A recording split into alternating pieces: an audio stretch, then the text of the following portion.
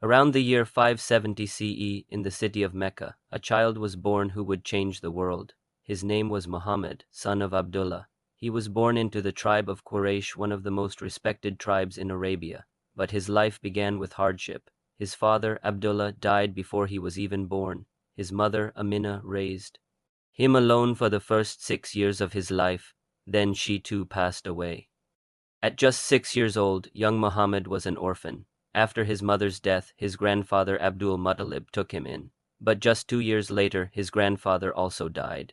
Now 8 years old, Muhammad went to live with his uncle, Abu Talib. Abu Talib was not a wealthy man. He had many children of his own, but he loved Muhammad and raised him as his own son. Young Muhammad worked as a shepherd to help his uncle. He learned patience, responsibility, and hard work. As Muhammad grew up, people noticed something special about him. He never lied, he never cheated, he never broke a promise in a society full of dishonesty and corruption. Muhammad stood out. The people of Mecca gave him a nickname, Al-Amin. It means the trustworthy one. People trusted him with their valuables. They came to him to solve disputes. Even before prophethood, his character was exceptional. As a young man, Muhammad worked as a trader. He was known for his honesty in business, something rare in those times.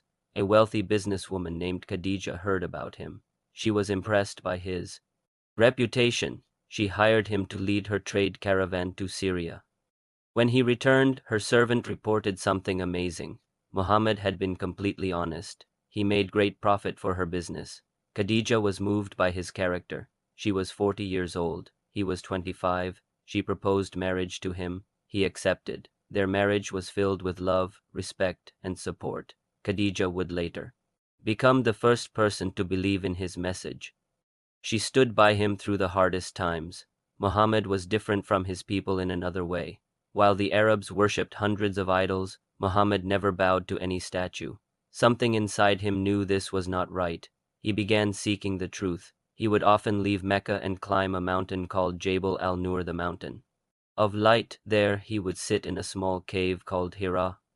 He would think, he would reflect, he would pray. He was searching for answers. Who created us? What is our purpose? What happens after death? He spent days and nights in that cave. Little did he know, his life was about to change forever. At age 40, in that very cave, something extraordinary would happen.